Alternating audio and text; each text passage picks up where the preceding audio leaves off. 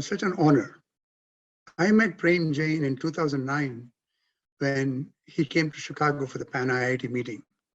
And he, as usual, chaired the green building session at the Pan IIT conference.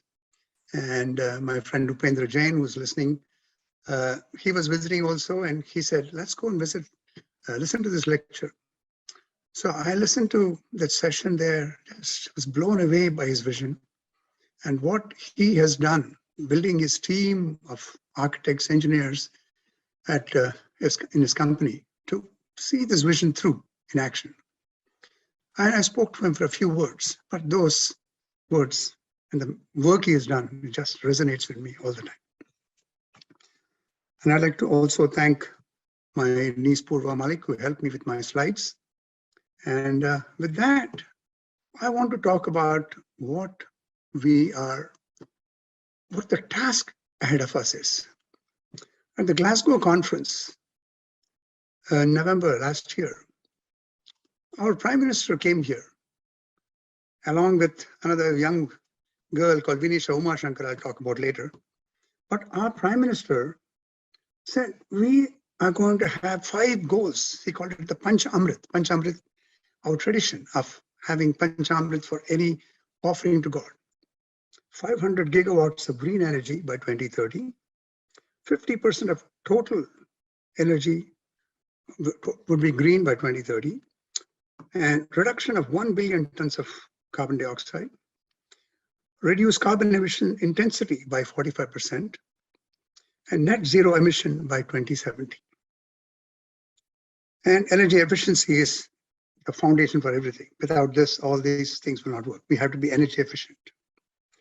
So once he made a commitment on India's behalf, we as Indian citizens, and all of us as global citizens, have to do our part. And that is where my talk is going to be, that we can achieve these goals, but we should not neglect the fate of the poor. They are the most vulnerable with climate change. They die in large numbers, live a miserable life, and we cannot let that happen because we are enlightened individuals. And so we have to ensure that they don't die due to lack of water, energy. But apart from that, that they thrive with good education and skilling programs. My friend Niranjan Khatri, who has been my guru in greening because he has done this for many, many years, and who introduced me to Dr. Hari, a great person I've met through Niranjan. He is going to be talking tomorrow on his efforts, local, national, state, national, on how to make this happen, how people can help with this equity in this times of climate change. But I will focus on broad principles of citizenship, our duty as citizens, what we can do for ensuring a sustainable future, especially for the vulnerable communities in this era of climate change. I have been very, very fortunate to get involved in my community, Chicago, for many years, and internationally through many NGOs in India and nonprofits in the US. My involvement with Pratham, with Lions Clubs and Engineers Without Borders in India has helped me do many things which have given me immense happiness, and they have enhanced my career. All this I could not have done without a supporting wife and a strong and a wonderful family behind me that I've been blessed with. In my talk, I'm going to lay the dharmic or spiritual foundation for how we can help with equity and give my personal stories, because when you talk of big principles as a pie in the sky, we think, can be done. But I'm going to say, if a person like me, a simple village boy from Shakkarnagar, India, 3.5 hours from Hyderabad, can do it, anybody can do it. Any of you can do it. The young people today can do it. I was a young boy growing up in Shakkarnagar and studied in Secunderabad because of the English medium education my parents wanted to give me. But every time when I went back in my summer holidays to Shakarnagar, seeing the green sugarcane fields, the flowing water in the canals, and farmers bringing their produce to a sugar factory, and this factory and this farms creating thousands of jobs, well-paying jobs, which made my father give us good education. That remains with me all the time. With that, let me share my slides with you.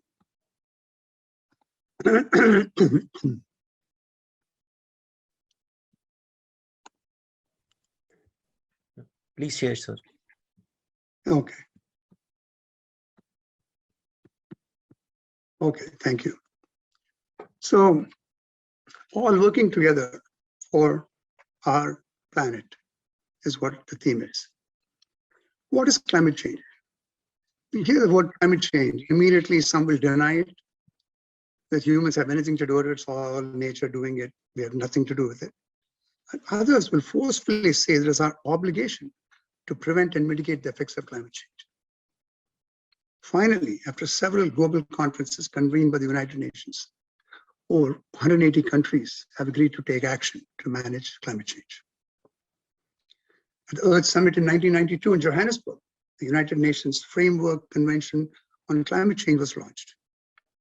And since then, they have done some amazing things.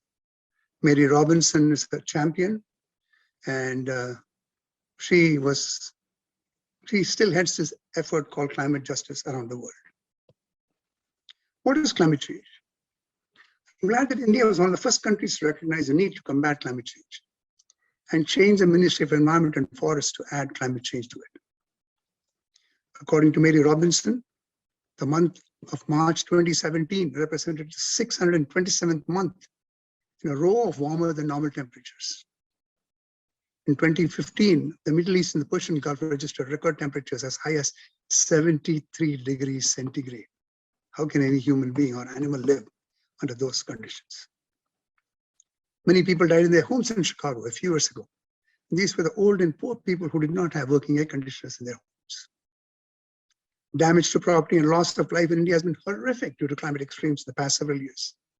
When I was a boy, I used to hear the Brahmaputra flooded and so many people were killed, so much property was damaged. This river did this river. Because we don't manage it. We have just become complacent and just take care of nature.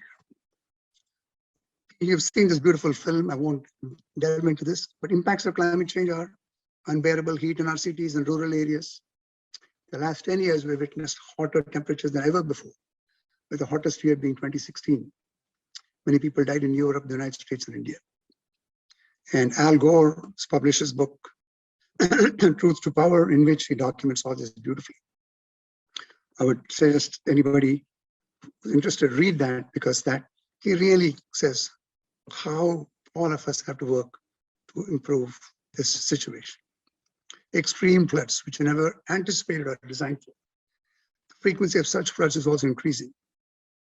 In New Jersey, we claim our infrastructure is very good to handle all these extreme floods, was overwhelmed and 24 people died, being trapped in their homes and roads. Extreme drought has impacted food production and created farmer suicides in India. Extreme wildfires lasting for longer than ever before, causing damage all around the world. What are we doing about this? You know all this. You're seeing it with your own eyes and experiencing it, but what are we doing about it? So, under the leadership of the French president, US president, and world leaders from Asia, China, everybody getting together on a common platform in Paris, we signed the Paris Agreement. 190 countries signed it. The world was very hopeful that we can keep the temperature increased to under 1.5 degrees centigrade. Our things changed drastically in 2017. The United States elected a new president who did not believe in climate change and wanted to reverse the action taken by his predecessor.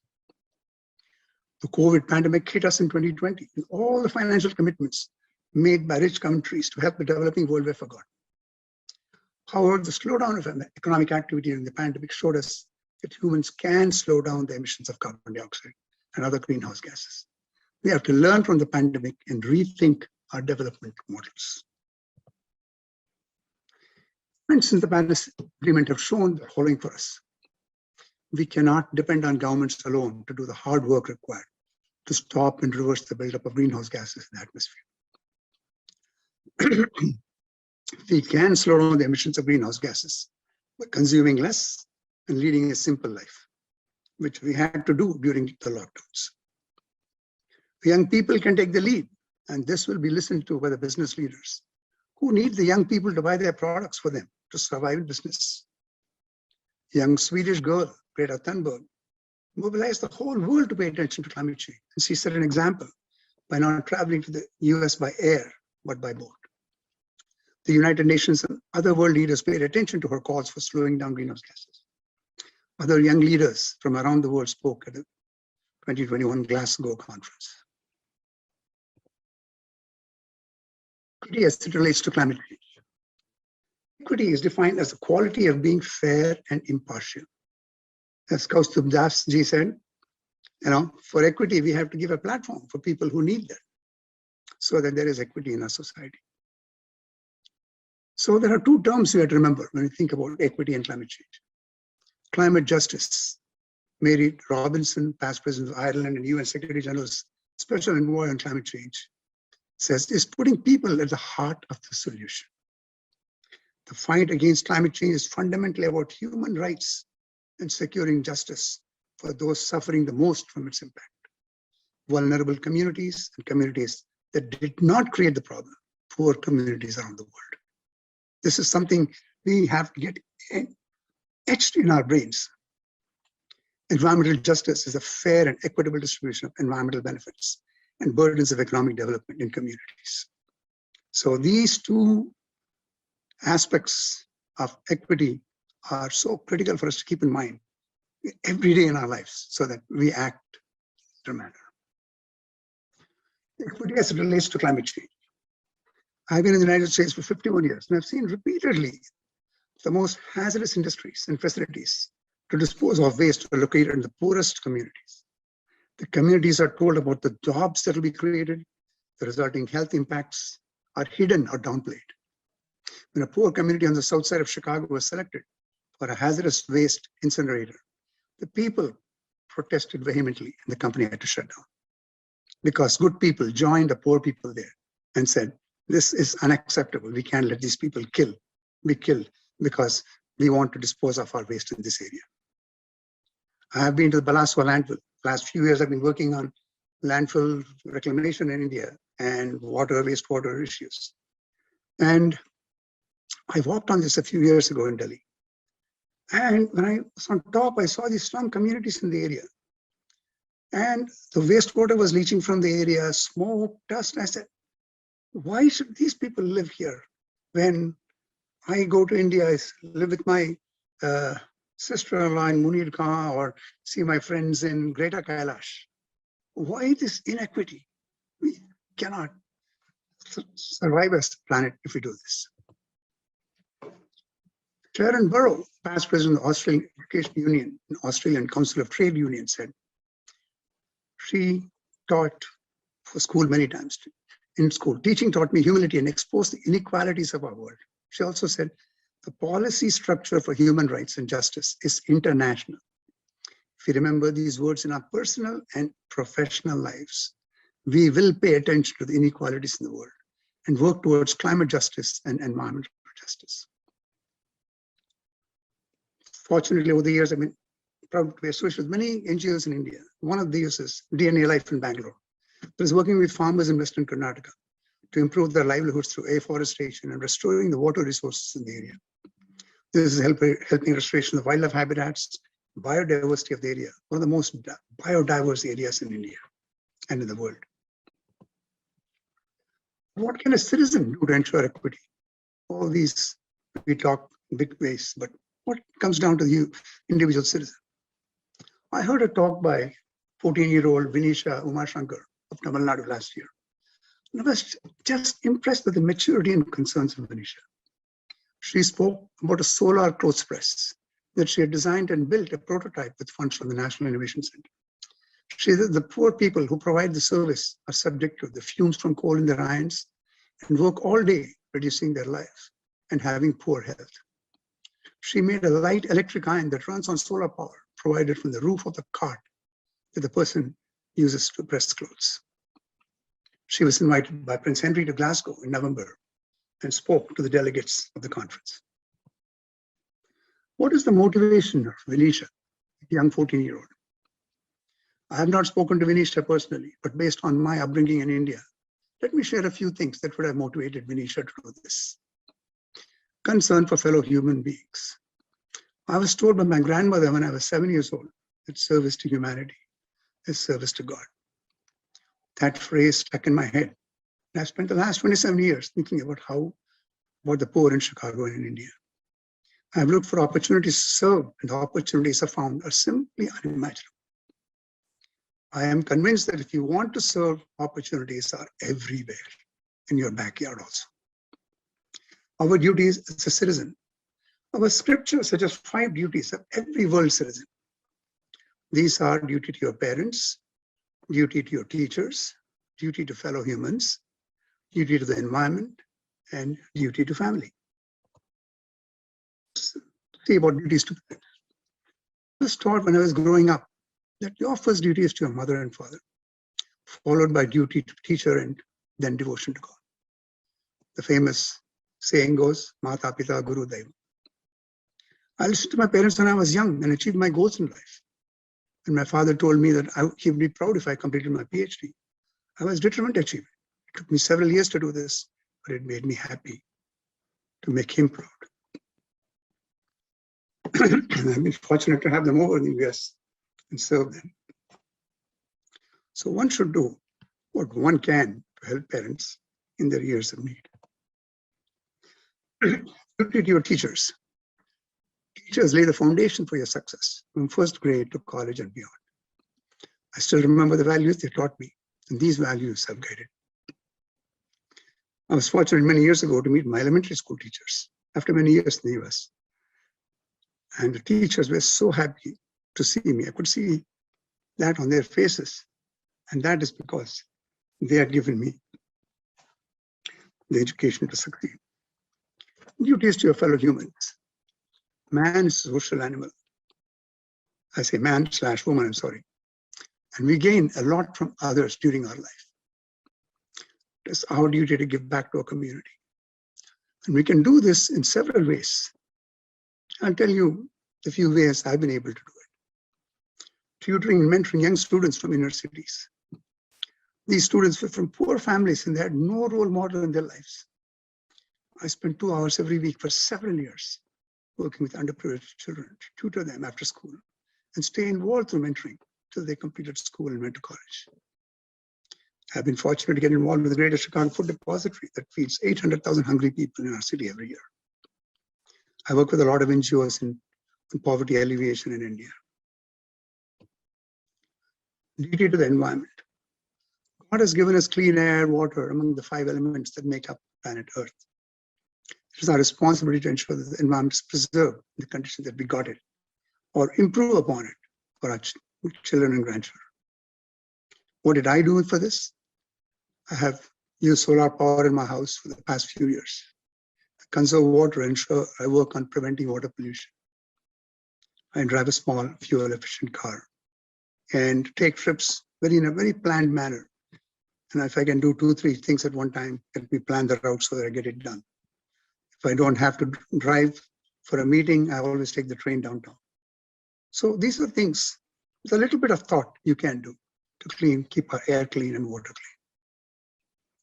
clean. To your family. This is one thing we all do. We limit it to our nuclear family.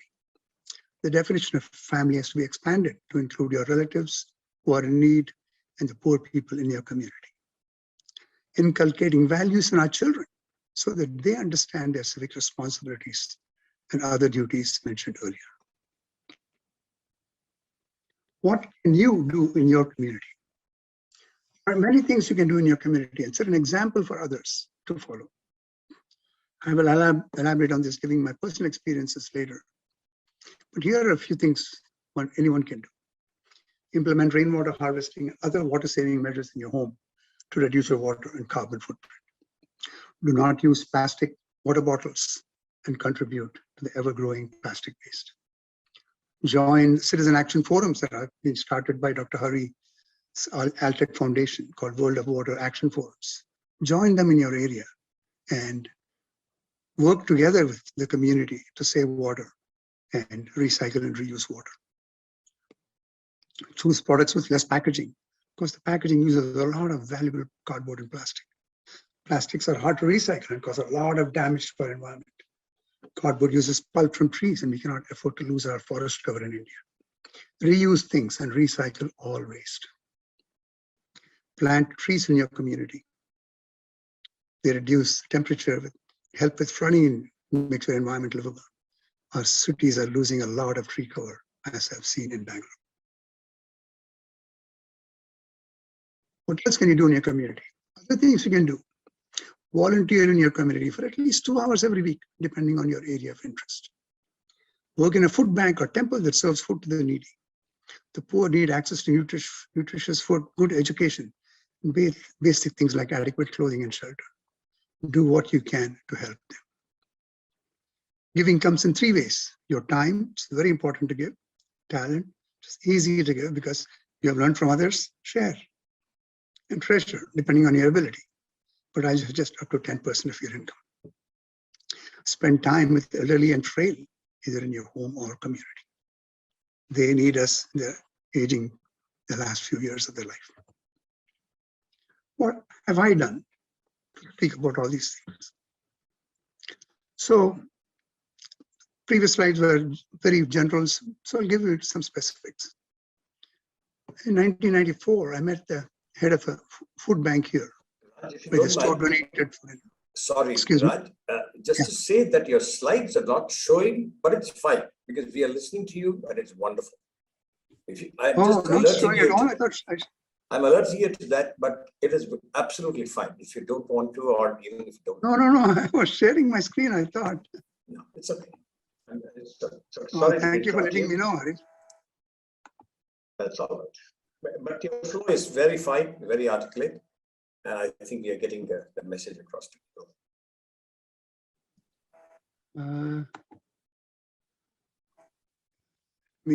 You will have to probably unshare and do it again. Well, Zoom has this one challenge. That okay, maybe share here now. Working now? Yes. There you are. Oh. There you are. Education. Wonderful. There we are. Right. Oh, thank you so much, Hari. You should have let me know earlier. I'm sorry. Okay. It's okay. I'm a firm believer in education, since it has given me all the opportunities in my life. My efforts in this area, children, mentoring young children, as I mentioned earlier, I did this for several years, and the impact of 2 hours on the children I tutored and mentored was amazing, made me so very happy. The first time when this girl I was tutoring for 2 years told me she got admitted to the University of Illinois in Chicago, that was the happiest moment for me, because my 2 hours could change her life. I accepted the leadership of Pratham USA Chicago chapter and raised about $900,000 in 5 years. I built up a strong team of volunteers, and they raised $1 million just last year for Pratham USA, for Pratham in India. So we do this to provide elementary education to slum and rural children in India, provide vocational training to rural kids. We also give girls who drop out a second chance to finish their secondary education and have a good life. I teach students at IIT Chicago and also through iuce.org, which is a wonderful group in Hyderabad, bringing the experts from US, India, Europe, all to teach our young engineering college students how to be better engineers, better citizens, and the faculty to improve their teaching.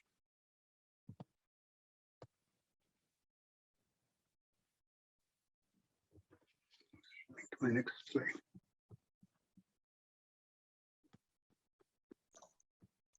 Yeah, moving. Yeah.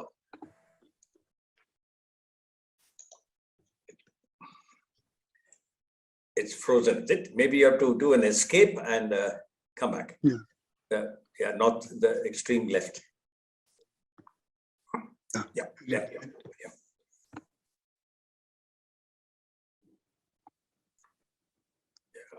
Yeah. Right. Your slide seen now? It's now showing on. Yeah, there you are. Now one more. Okay. You have to do on the wine glass at the bottom, the view mode. Okay. The view mode. Yeah. There you are. That's right. Okay. Yeah. You're right. You got it. Yes, please. So what can we do for the environment? I started life as a mining engineer in India and continued in the US for 10 years. However, I got the opportunity to work on wastewater projects in Chicago in 1988. And through my company, Midwest Engineers, I did many tunneling projects for wastewater management. So taking the wastewater away from our Lake Michigan, which is our freshwater source, drinking water source, so that it can be managed properly through our wastewater treatment plants. Also had opportunity to clean up several hazardous waste sites in the US and India. In 1994, I got the opportunity to work with a large firm in Delhi to introduce wastewater treatment technologies to power plants in India.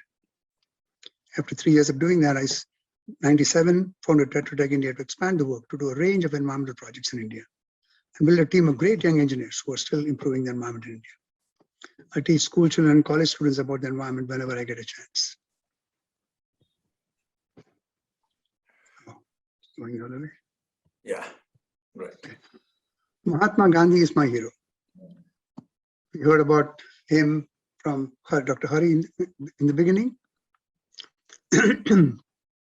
He told us one should lead by examples of just preaching. This had a profound impact on me, and I was always seeking opportunities to serve people and build teams to serve the poor in the US and in India. What does this do for you while you're helping others? Helps you become a better person and have an interesting life while influencing the others around you. It also makes you a lifelong learner. There is nothing that satisfies your souls than helping your fellow humans. It helps you do your part for equity in our society and learn of the problems facing the poor in our communities. Once you meet them, you find many ways to give your time, talent, and treasure for them to improve their lives. Or also ensure that they are stakeholders and learn to help themselves. The first water project I did in India was for a village of 1,100 people, just in the southern part of Tamil Nadu. But one of my friends called me and said, Raj, I need $200 from you right now. I sent him a check. I said, what's the project about?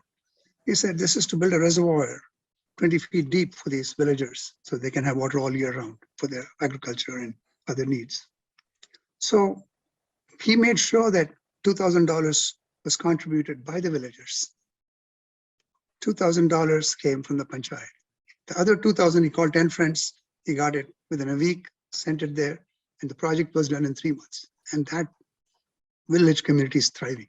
These are simple things we can do to help these villagers know how to get the money from government programs and how they can thrive. With that, now conclusion slide. What can we conclude from all this? Each and every one of us gets a lot from society, and it is our responsibility to give back to society. This starts in our neighborhood, but does not have to stop there. I've had the opportunity to help in Chicago and many needy communities in India and Africa. Giving your time, talent, and treasure is good for your conscience and gives true happiness. It keeps you healthy and your problems appear insignificant when you help others who are not as lucky as you. My source of happiness has been giving smiles to the people I have had the opportunity to serve. If you make giving back a priority, you will find time to do it. This is the excuse I hear from many of my friends, and I tell them that if they change their priorities, they can do a lot for the community. With that, I will stop and take your questions, comments. Thank you so much.